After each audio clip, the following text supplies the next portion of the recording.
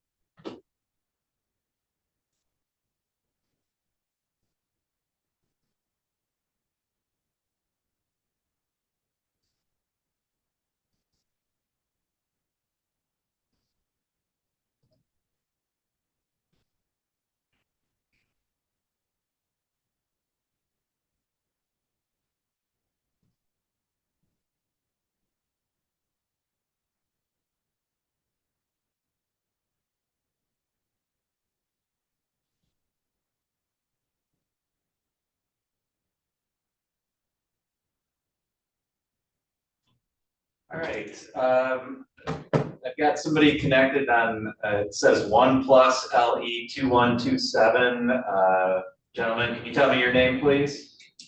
Bernard Confletti. Okay, sounds good. Your hearing is, I'm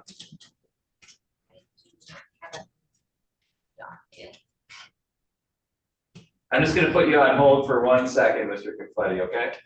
Sure, thank you. Okay, Mr. Hunter, are you ready to proceed? I am, yes, Your Honor. Okay, and then Ms. Hunter, if you can hear me, I'm gonna need you to connect your audio, so you need to go into your Zoom app, and there's a button that'll, you have to press to connect to your audio. Oh, you guys can go on the same, if you're in the same place, you can just use the same device. Yeah, we're sitting next to each other, Your Honor. Yeah, let's do that, because otherwise we're gonna have interference and echoes and all kinds of Okay, bad come on over stuff. to this one. I just closed it out. Yeah, close that one out.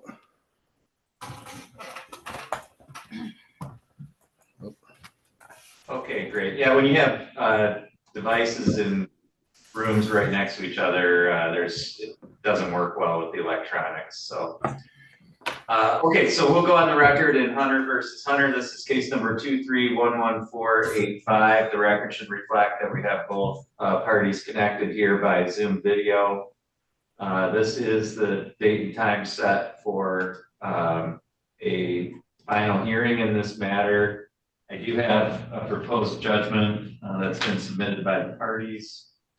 And so were you guys ready to proceed with finalizing things today? Yes, Your Honor. Yes. Okay, so I'm going to place you both under oath. I've got some questions that I need to ask each of you. The questions that I'm going to be asking you are the questions that I'm required to ask to establish the grounds for divorce under Michigan law. So if you could both raise your right hands, please. Do you both solemnly swear or affirm the testimony you're about to give will be the truth, the whole truth, and nothing but the truth, so help you God? I do. I do. Thank you. You can lower your hand. Use that here real quick.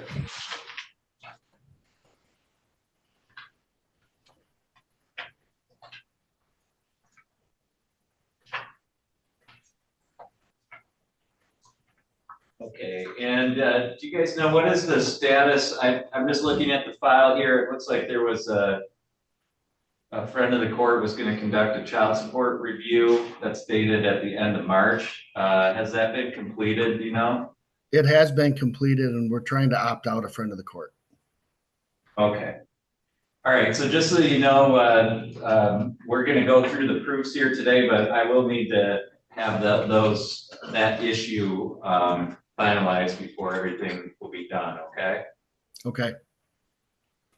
All right, so Mr. Hunter, you filed the complaint for divorce in this case, is that true? Correct. At the time that you signed that complaint, have you been a resident of the state of Michigan for at least 180 days? Yes.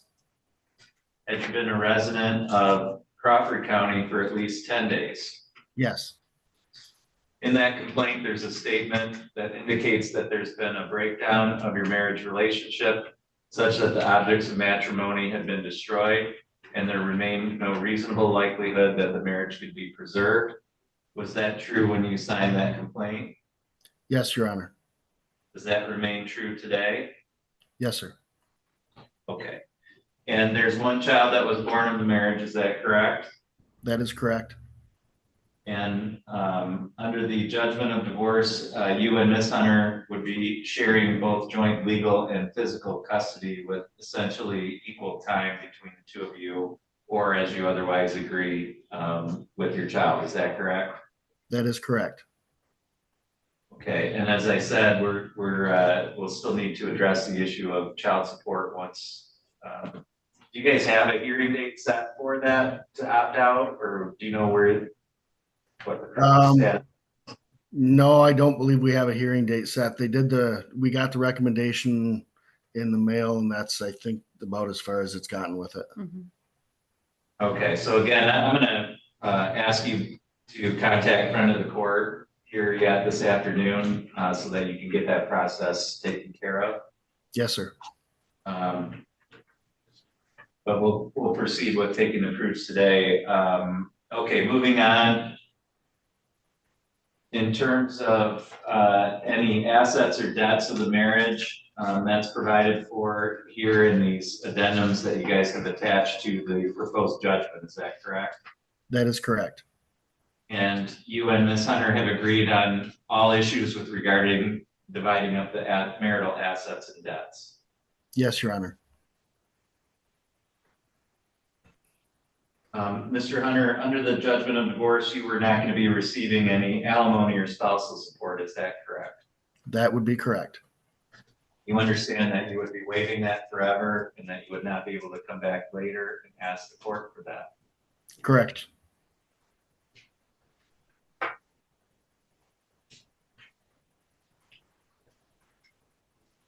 Okay, thank you. Ms. Hunter, have you heard all the questions that I've asked Mr. Hunter? Yes, Have you heard all of his answers? yes, I have. Do you have any reason to believe that any of the answers he gave were untrue? No, I don't. And do you agree with the provisions of the judgment that provide that you're going to have essentially 50-50 custody of your child with Mr. Hunter, both legal and physical, or as you otherwise agree? Is that correct? Yes, sir. And do you agree that you and Mr. Hunter have reached agreement as to the division of all marital assets and debts? Yes, sir. And that the disposition of those assets and debts is included in this judgment that you've submitted? Yes, sir. Are you currently pregnant? No. Under the judgment of divorce, you also would not be receiving any alimony or spousal support. Do you understand that? Yes. And you understand that you would also not be able to come back later and ask the court for that? Yes, I do. Okay.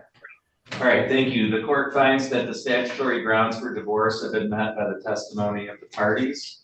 Again, I can't sign the judgment today until you get the friend of the court matter taken care of with regard to child support and opting out. But we do have that judgment. So once you contact friend of the court and once you've taken care of that issue, then they can submit all the documents to me. I'll sign all of those. You won't need any more court dates in front of me. But just to make sure that you are both aware that the divorce won't be final until that last piece is taken care of, okay? Yes, Your Honor. Yes. Okay, all right. Do either of you have any questions at all? No, No. sir. Okay, thank you. That's all for today, and you're both free to disconnect at this time. Thank you. Thank you.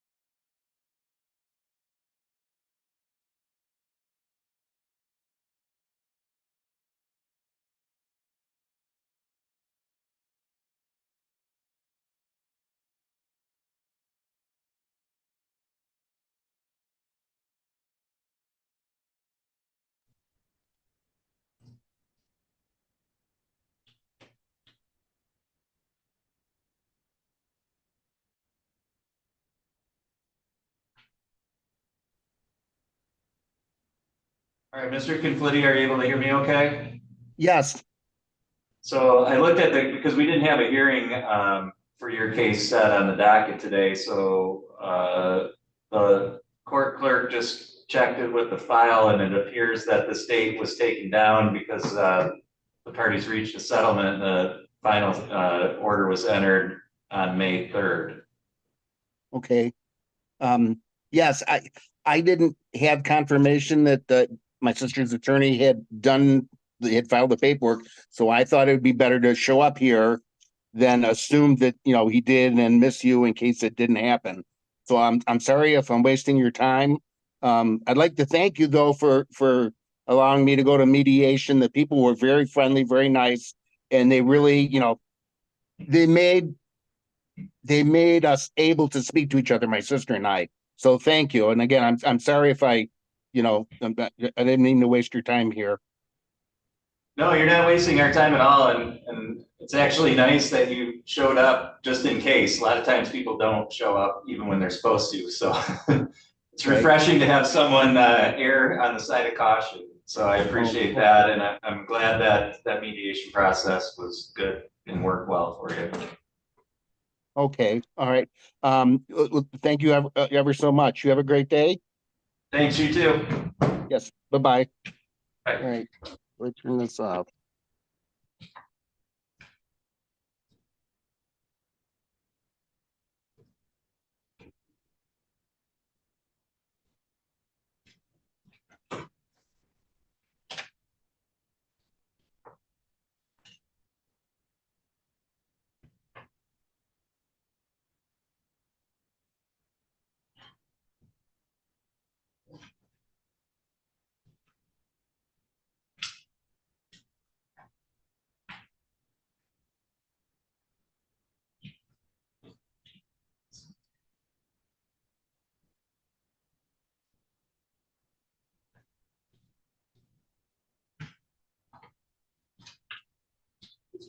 I got some excited. Ma'am, can you unmute, please? Hi, you're Hi. coming up on my screen as just Coach Katie. Can you tell me your name and what case you're here on? Yeah, my name is Jennifer Tozer. Case number is 11608. Okay, great, thank you. I had to my computer, unfortunately the charging cord got destroyed by one of my dogs, so I'm using my daughter's computer. Oh, that's okay. I just Yeah. I didn't see anybody named Katie on any of my cases. Sorry about that. Yeah. That's okay. And looks like I have Mr. Tozer connecting here, so it'll be just a minute.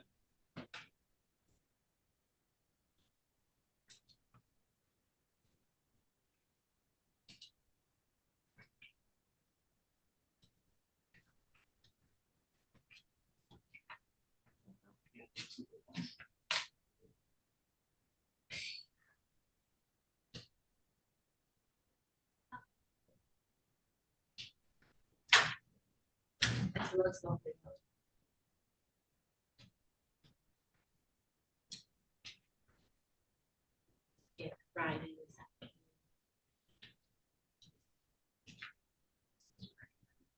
Yeah, last night, the other night I wrote down maybe 20 minutes before I got soaked, and I'm like, okay, got 3 weeks before my first show, so.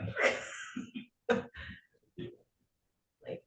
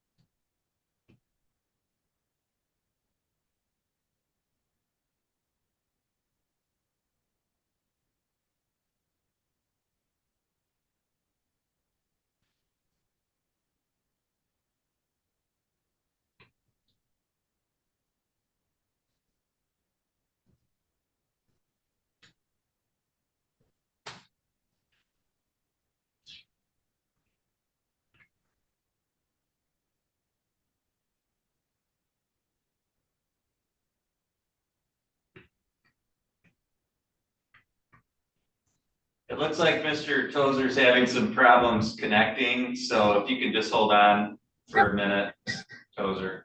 Yep, no problem.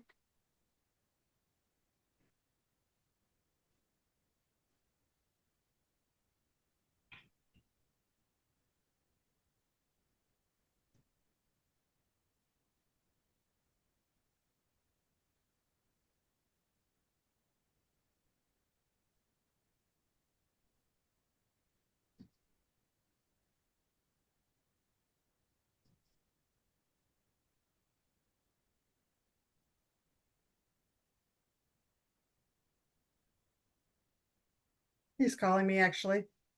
Okay. Hi.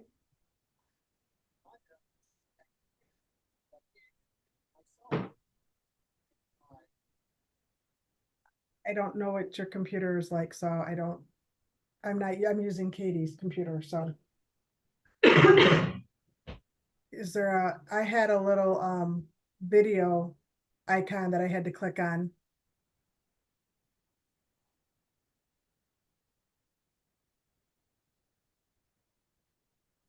There you are, you're on there now.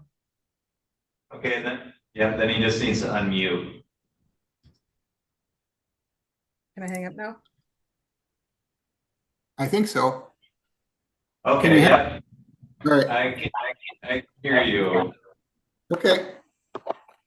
Okay, great. So we'll go on the record now. This is Tozer versus Tozer, case number 2411608. The record should reflect that both parties are present today by Zoom video. This is the date and time set by the court for a hearing, and I do have a proposed judgment. Ms. Tozer, did you want the court to enter this judgment today and finalize the divorce? Yes. Okay, and Mr. Tozer, is that how you wanted to proceed as well? Yes, Your Honor. Okay, could you both raise your right hands, please? You both solemnly swear or affirm the testimony you're about to give will be the truth, the whole truth, and nothing but the truth, so help you God? I do. I do. All right, thank you. You can lower your hands. I'm going to be asking both of you a series of questions. The questions that I'm going to be asking are those that I'm required to ask to establish the grounds for divorce under Michigan law. Ms. Tozer, you filed the complaint for divorce in this case, and you signed that complaint. Is that true? Yes. At the time that you signed that complaint, had you been a resident of the state of Michigan for at least 180 days? Yes. Had you been a resident of Crawford County for at least 10 days? Yes. In the complaint, there's a statement that indicates that there's been a breakdown of your marriage relationship such that the objects of matrimony have been destroyed and there remained no reasonable likelihood that the marriage could be preserved. Was that true when you signed the complaint? Yes. Does that remain true today? Yes. Are there any children who are under the age of 18 that were born to or adopted by you during the marriage? No. Are you currently pregnant? No. Under the proposed divorce. I'm sorry, I didn't hear that part. Yeah, I'm just getting some feedback. Okay, it seems like it's gone away now. Under the proposed judgment of divorce, Ms. Tozer, excuse me, you're going to be receiving alimony in the amount of $2,000 per month, starting on May 15th. And that will continue for as long as Mr. Tozer owns St. Helen Family Dentistry. Is that your understanding? Yes. And under another paragraph in that section of the judgment, it provides that that is final, binding, and non-modifiable. That means that as we go forward, the court would not be able to adjust that amount up or down or the duration of that amount. Do you understand that? Yes. In other words, it'll be $2,000 per month as long as Mr. Tozer owns St. Helen Family Dentistry, and that will never change. Correct. Okay. All right. And the two of you have agreed to divide up the assets and debts of the marriage as reflected in the property settlement agreement that's attached to the judgment of divorce. Is that correct? Yes. Okay. And I have here that you signed that on March 14th of 2024. By signing that document, does that mean that you've read that document and then you agree to abide by its provisions? Yes. Are you asking to have your last name changed? No. Okay, thank you. Mr. Tozer, have you heard all the questions that I've asked Ms. Tozer? I have. Have you heard all of her answers? I have. Do you have any reason to believe that any of the answers that she gave are untrue? I do not. And you understand that under the judgment of divorce, you would not be receiving any alimony or spousal support? That is correct. The only correction I have there is that alimony is for 4 years only, not after that period of time. Okay. And well, that's in the property settlement. Oh, okay. So there's, all right, hold on a second then.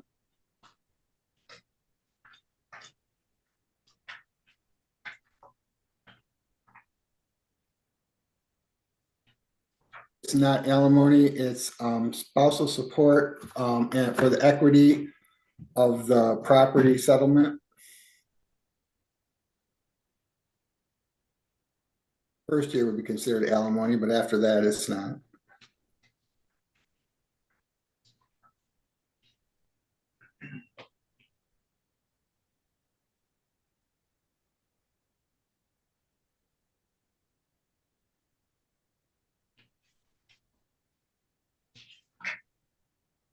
Yeah, it's on page 4. Number 13. Okay. That helps you at all? Yep. I see that now. So, under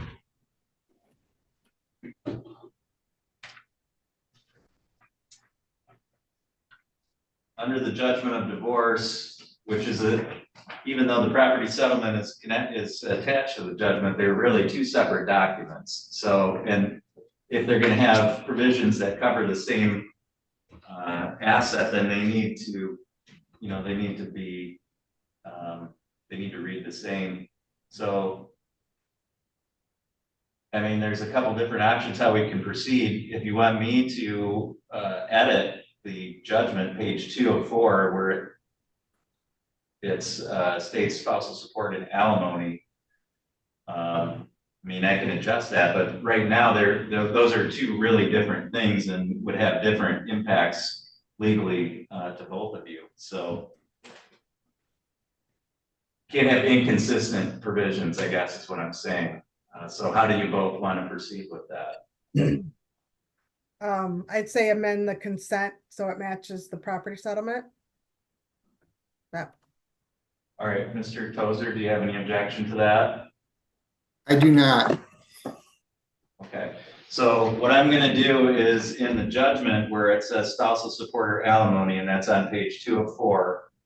I'm gonna provide where it says it is further ordered in the judge that the plaintiff shall receive alimony or spousal support in the amount of $2,000 per month, starting May 15, 2024, for as long as the defendant owns St. Helen Family Dentistry. I'm gonna delete that entire paragraph and add in plaintiff shall receive spousal support pursuant to paragraph 13 of the property settlement agreement. Okay.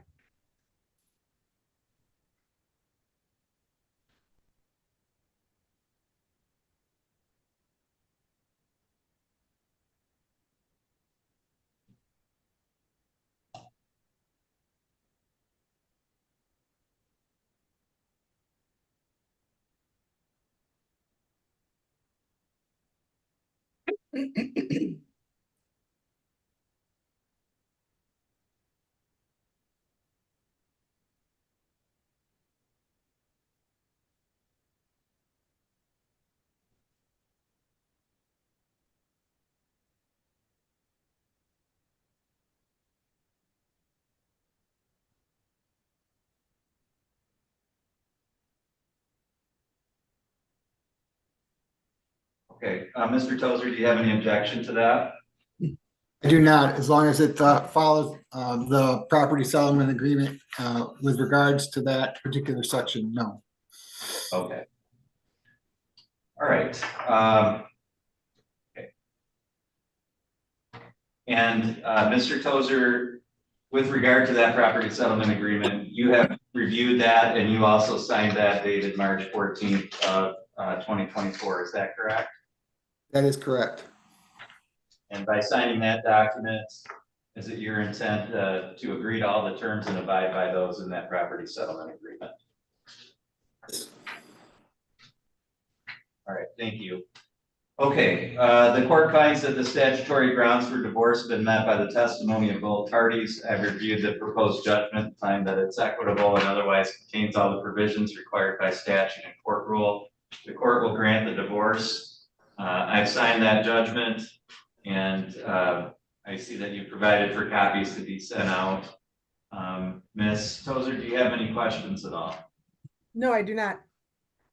Mr. Tozer, do you have any questions? I do not, Your Honor. Okay, thank you. That's all for today's hearing, and you're both free to disconnect at this time. Great, thank you. Thank you, sir.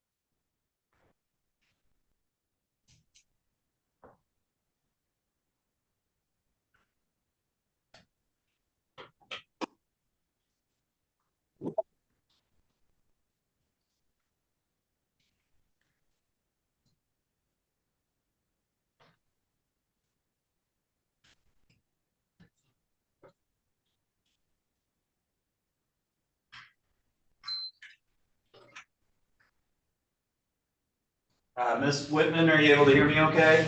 I am, Your Honor. Thank you. Okay, and just waiting for Ms. Bailey Quick to connect here.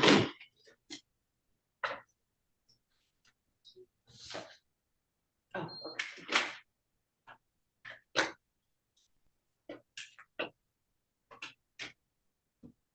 Okay, we have everybody connected. We'll go on the record now. This is Swander versus Zaval, case number 2010818. If I could have both counsel put your appearances on, please.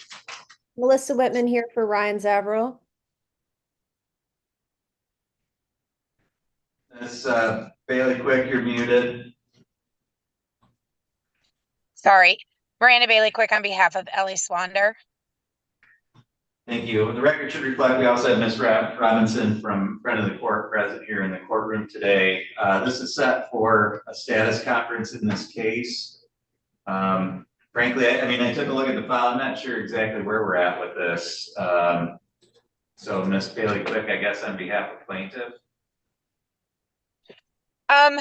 Yes. So we were before you on the issue of arrearages, and right after that hearing, I prepared the order and sent it to front of the court.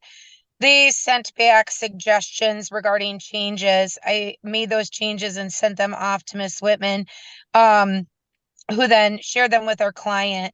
And then approximately a month later, I received an email from Ms. Whitman, which I didn't realize I received until she followed up this week. And I then circulated that order. She approved that. I then circulated that order and I sent it off to Ms. Robinson today, earlier with everyone's signatures. Okay, Ms. Whitman. Yes, yeah. From my review, I approved the order back in March and it just never got sent through. So and thank you to Attorney Bailey Quick for circulating that so quickly, and it should be all set. Okay, Ms. Robinson. I have not received a copy of it yet Okay. to review it. Okay. It sounds like it just got mailed yesterday, so Okay, you just need to wait until you get it. sure. Okay. Yes, I Nope, would like to. I just to clarify, I emailed it into the friend of the court email earlier today after obtaining everyone's signatures. Oh, it wasn't given to me, Your Honor. I didn't check the email Okay. recently Okay. today, so This- I apologize. Oh, that's all right. Is there anything further that we need to do with this matter then, now that it's submitted? I At don't this point? I don't believe so. Okay, and I'm assuming Ms. Robinson, once you do have a chance to look at that, you'll let them know if there's an issue. I did have a question though. Okay. When I was looking back at the last one, it had mentioned something about birthing expenses, something about that amount doesn't include birthing expenses or monies that are payable to the state. Are there any birthing expenses that are still outstanding? Because the friend of the court doesn't show anything being owed to the state of Michigan. It was my understanding that the birth was paid through private insurance company. Is that correct?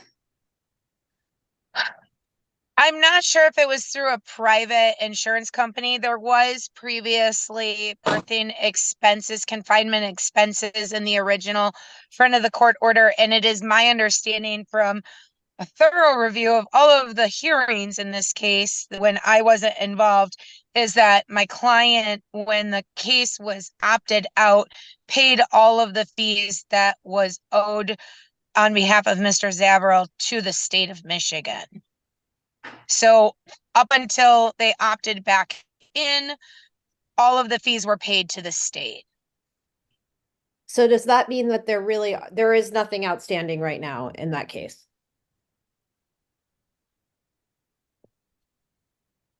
I'm not sure I understand the way you put that.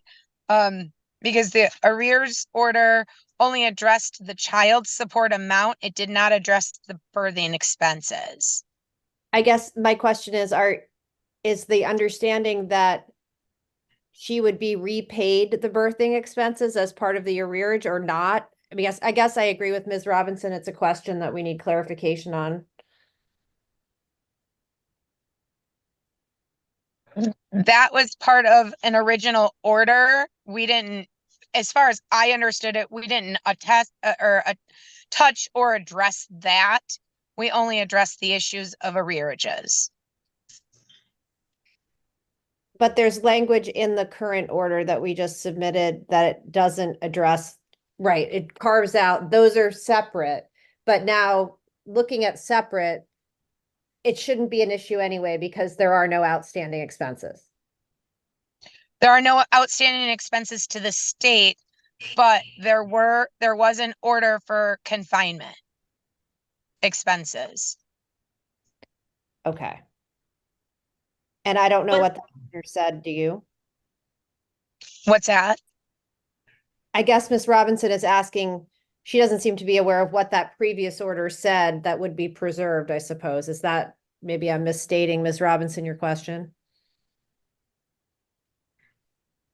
It's my understanding that when the parties opted out of friend of the court, then friend of the court was no longer keeping track of any arrearages or anything like that. So now that the parties opted back in, the friend of the court would need a new amount to put back on. So if there are outstanding birthing expenses that are still owed to Ms. Swander, then we would need to know what those are so that we can put those arrearages back on our system. Just like you're asking that we put that $15,000 figure on as an arrearage in child support, we would need to know if there's anything still owing in the birthing category. And then we would need to know that amount to put that amount back on. That makes I'd have sense. to go back through the file and see what that is. There was no payments ever made, so whatever that number was in the original order, that's what the confinement expenses are. Okay, but then we would need to have that in the form of an order to put that amount back on. Okay, so then it sounds like Ms. Bailey Quick and I should talk about that and possibly submit a supplemental order. Can you do that within the next 30 days? Yes, we should just get it taken care of, yes. Okay, so we'll put a 30-day time limit on that and then to submit that to you, Ms. Robinson. Thank you. Okay, anything else that you had? Not that I can think of. All right, council, anything else that either of you want to address while we're on the record today? I don't believe so. No, Your Honor. Okay, thank you. Everybody on this file is free to disconnect at this time. Thank you. Thank you.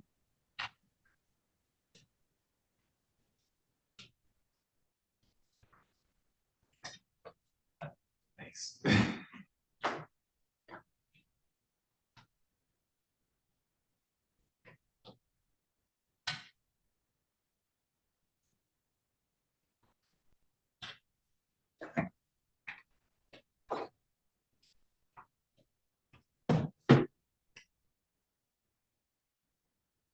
Hello, Hi there, can you tell me your name, please? Michelle Ochoa. Okay. And if that's you, Mr. Ochoa, you're gonna need to go into your Zoom app. You need to connect the audio on your Zoom app, please.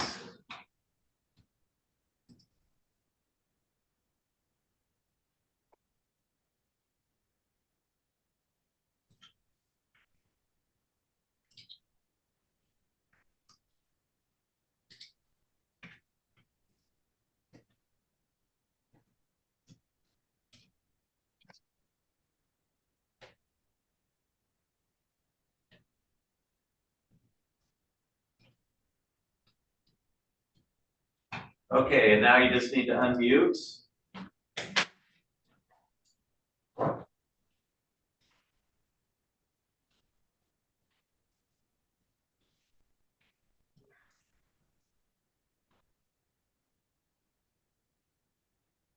Hello? Thank you. Are you Mark Ochoa? Yes, I am, sir. Okay, great. We're on the record in Ochoa versus Ochoa. This is case number 2411615. The record should reflect both parties are present here today. I have this set today for entry of a final judgment of divorce. Ms. Ochoa, is that how you wanted to proceed today? Yes, Your Honor. And Mr. Ochoa, is that how you wanted to proceed? Yes, Okay, can you both raise your right hand, please? You both solemnly swear or affirm the testimony you're about to give will be the truth, the whole truth, and nothing but the truth to help you God? I do. I do. Thank you. You can lower your hand. I'm going to ask both of you a series of questions. The questions that I'm going to be asking you are those that I'm required to ask to establish the grounds for divorce under Michigan law. Ms. Ochoa, you filed a complaint for divorce in this case, and you signed that complaint. Is that true? Yes. At the time you signed that complaint, had you been a resident of the state of Michigan for at least 180 days? Yes. Had you been a resident of Crawford County for at least 10 days? Yes. In the complaint for divorce, there's a statement that indicates that there's been a breakdown of your marriage relationship such that the objects of matrimony have been destroyed and there remained no reasonable likelihood that your marriage could be preserved. Was that true when you signed the complaint? Absolutely. Does that remain true today? Yes. Are there any children who are under the age of 18 that were born to or adopted by you during the marriage? No. Are you currently pregnant? No. Okay, under the proposed judgment of divorce, you would not be receiving any alimony or spousal support. Is that correct? No, we actually had spousal support dropped off the paperwork added for $500 a month.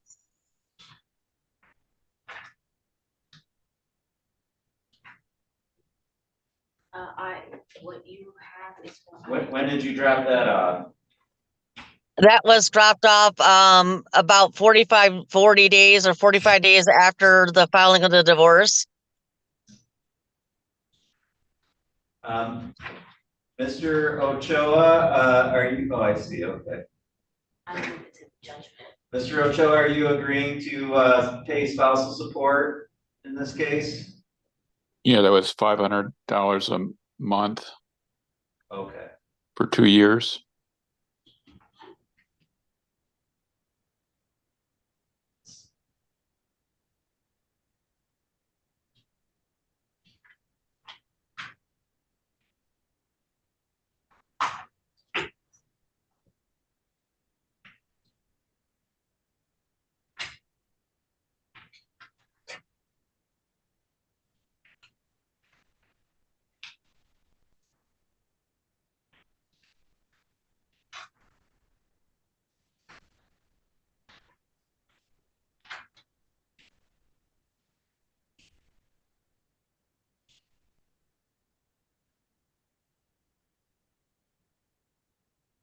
Okay.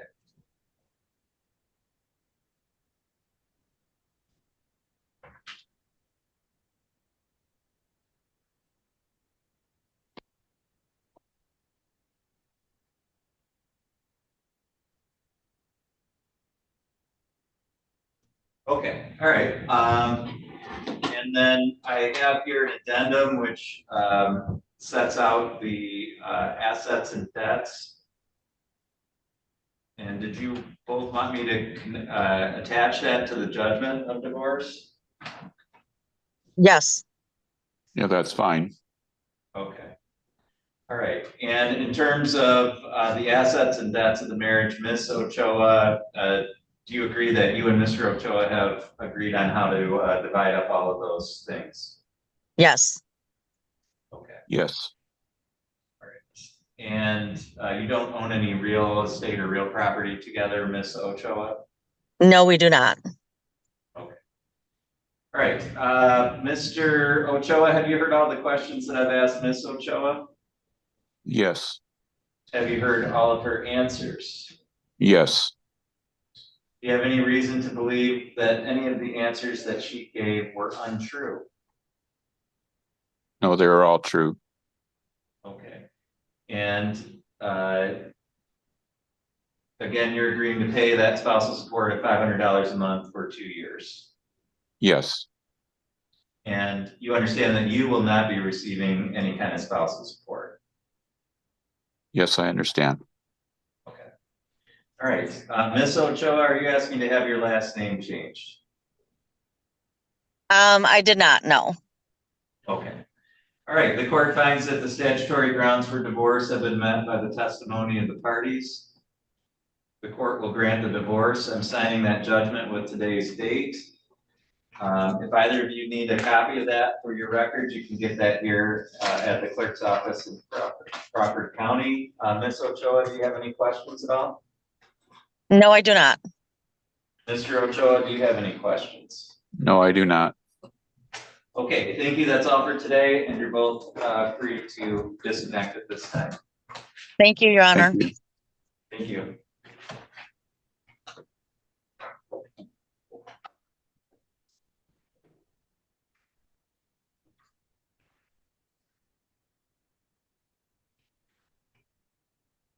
All right, Ms. Alspire, oops, I just muted you. Sorry about that. You're signing in on Alli Bank versus Kevin Whitfield, is that correct? Yes, Your Honor, I represent Alli Bank. Okay, and this is your client's motion for entry of a default judgment. And Yes. Order to seize property. This was set for 2:30 today. It's now 2:38. Mr. Whitfield and no one on behalf of Mr. Whitfield has either signed in on Zoom or appeared here at the courthouse. It does appear that he was properly provided notice of the date and time of today's hearing. Was there anything that you wanted to say in support of your motion for default judgment? Nothing in addition to the motion, Your Honor. I rely on the motion. All right. The court finds that it would be appropriate. I've had a chance to review the file. And based on the information contained within the file, as well as Mr. Whitfield's failure to appear today, the court will grant the motion. I'm just looking through here. Did you submit a proposed judgment? Yes, Your Honor. It's under Exhibit E. Oh, exhibit. Okay, great. Should be at the end of the packet. Last 3 pages. Okay, got it.